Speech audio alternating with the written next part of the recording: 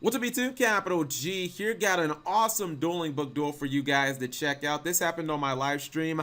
I believe that this was the Saturday night live stream, and it was actually pretty surprising. I did not expect to win this duel at all, and really the reason I'm showing this is because, well, my pop-off was not really all that great, but my opponent's was actually pretty damn alarming, so I'm going to go ahead and roll it. Well, let me think. I'm pretty sure that I'm playing Chaos Max, and my opponent is actually playing Cubics, which after that cubic shit, I'm not surprised. But don't get a lot of cubics on my on my stream.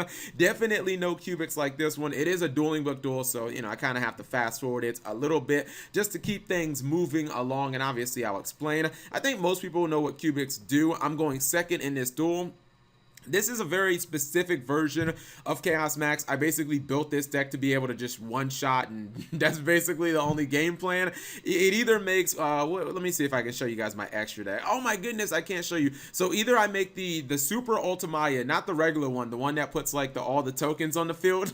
Either I make that one and I try to have Chaos Max run over the token for 8,000 damage, or I force Iblee to your side of the field, and then I try to run over Iblee with Chaos Max, and that's also 8,000 damage. But if I can't do that, then I basically lose, and that's the reason that I run her. She's a tuner. She helps me make the more powerful Ultimaya. Basically, she's also a dragon level 8, so she's just like Blue Eyes White Dragon. You can summon her back with Silver Cry. You can summon her back with Return of the Dragon Lord, and you can trade her in. You can basically do everything that you can with the original Blue Eyes. The only thing that you can't do is you can't summon, like, you can't use her for, like, Alternative Dragon, but you can use her for Chaos Max in your hand and whatnot. So, let's see what my opponent's going to do. He's playing the Cubics, and I believe he has a pretty explosive play. Like, I didn't know Cubics could go hard like this, but Cubics can actually go hard. I think I'll use this next play button. Alright, so he opens up with Brilliant Fusion. Anytime your opponent opens up with Brilliant Fusion, you know that they're halfway to pretty much like Link spamming, and it's gonna get pretty damn explosive. I think he just dropped Trick Clown in the graveyard as well as Garnet. That's pretty standard, right? Alright, he goes for Seraphonite, and then obviously the Trick Clown comes back, so there's already a Link too. He's gonna go for Dragon's Ravine, and I'm like, wait a minute, what is this? And I know I just said it was a cubic deck, and you're like, Cap G, this isn't a cubic deck. Why are you always lying? See, it is a cubic deck. He dumps cubic Karma into the graveyard. If you don't know cubic Karma, if you banish it, it basically is a Rhoda, so it's perfectly fine just dumping it into the graveyard because it gets you like any cubic monster. He gets Duza. Duza is excellent because Duza can dump another cubic card in the graveyard. I don't believe that Karma is not like a hard once per turn when you dump it into the graveyard. So he's gonna summon Duza, which is basically like the best card. It's like Armageddonite for cubics, and he goes for Unification, which you sometimes see. I believe Unification lets you fusion summon, but like I've only seen somebody do that shit actually once. Now he has 4 cards on board, and I'm like, oh man, please don't tell me you're gonna summon Skull Dread. And of course he's gonna summon the, well, no, excuse me, I lied. He didn't. He actually summoned Needle Fiber. I'm just trolling, man. It's almost like I don't even know what's happening in the duel. All right, he goes for Glow Bulb. Now I think he's gonna go for the Skull Dread. Okay, maybe that's, yeah. He goes for Skull Dread. Now I think that was better because he still has the Glow Bulb in the graveyard now, so he has, I guess, another play. Oh, he activates Unification. I think he might get another copy of Duza, because Duza's not a hard once per turn. Cubics might not be that good, but, or Cubics might not be that competitive, but like none of their cards are hard once per turns, which generally is, if you get a deck like that and you find a way to spam with the deck, that's how like Spiral got created. Spiral was a deck of cards that didn't really do anything because there were no good extra deck cards, but then you realize like, hey, nothing in this deck is like a hard once per turn.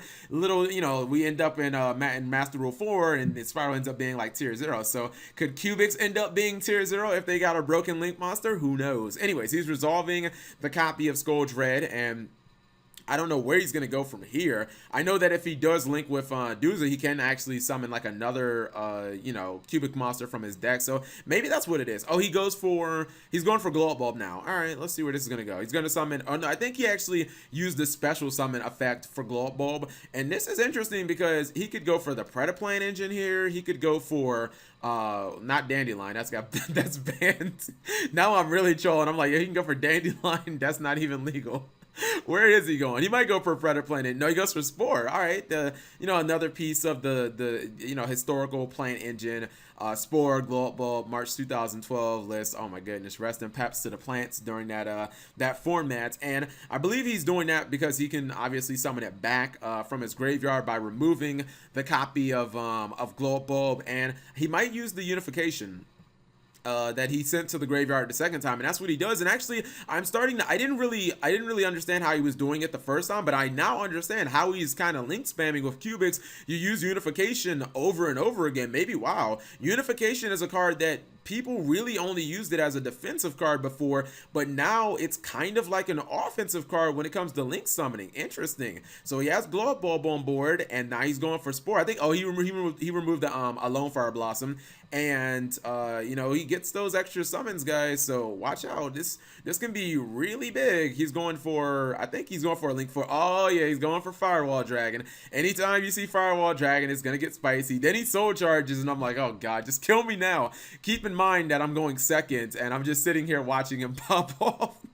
And I'm like, man, what the hell? This guy is like actually making some really incredibly strong plays with freaking Cubics. Now, I mean, Soul Charge is going to make any play pretty good, but, it is a strong play regardless. He's going to go in for, I believe, Tri-Gate Wizard, because I don't think I feel like extra link boards are strong, but I feel like when you get Tri-Gate Wizard on field, that's when your opponent is like, really, really in a bad position. And then he goes for Proxy Dragon, and I think he's actually going to activate Unification again. He used 3 Unifications in one turn, and this time he's going to get the level 1 guy, which this is Vijam, I believe. Yeah, Vijam can't be destroyed in battle, and he's going to put Ibli on my side of the field. And I was like, oh my goodness, God, like, what are you doing now? He's locking me out of being able to special summon, so now I can't even ritual summon.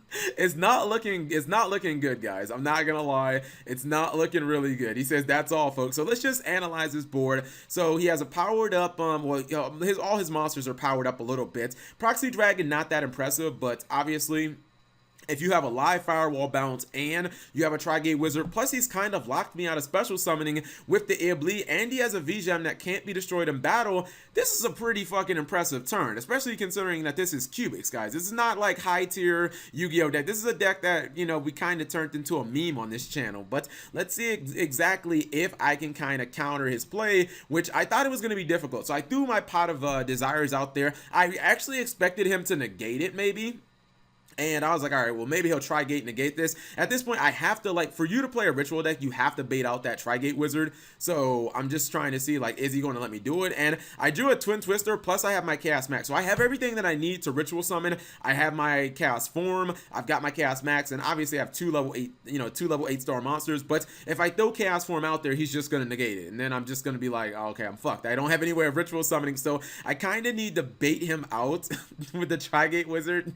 Now the good thing is I do have the trade in. I'm trying to bait him with the trade in. I think I'm gonna give up my my what's it called? What is her name? Dragon Core Hexer. I'm trying to give her up. I drew another copy of Pot of Desires, which is like, oh, that's great.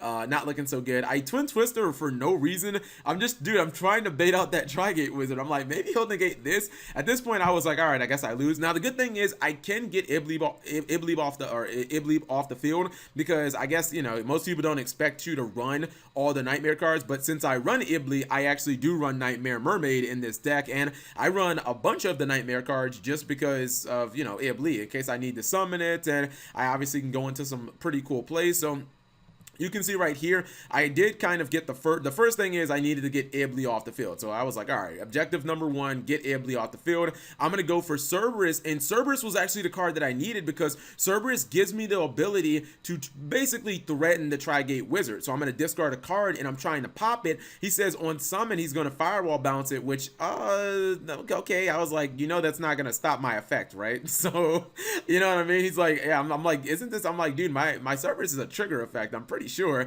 And he says, does it resolve? And I'm like, yeah. So then he's going to go ahead and he's going to be like, all right, well, I'm going to negate it with Tri-Gate Wizard. And I was so happy about that because now I can summon my Chaos Max Dragon. And wouldn't you know, he was nice enough to put a 0 defense monster on the field for me. That's 8,000 damage, jabaited. GG no re. He did some really explosive plays, and they were awesome. But you cannot beat Chaos Max Dragon. I don't know why DZeef is always talking bad about Chaos Max, man. It's like literally one of the most powerful cards cards in all of Yu-Gi-Oh! Okay, maybe that was a little bit much. It's still a card that I rather enjoy. So that's 8,000 damage. Obviously, he ends up losing the duel, and that's pretty much the end. A really nice play.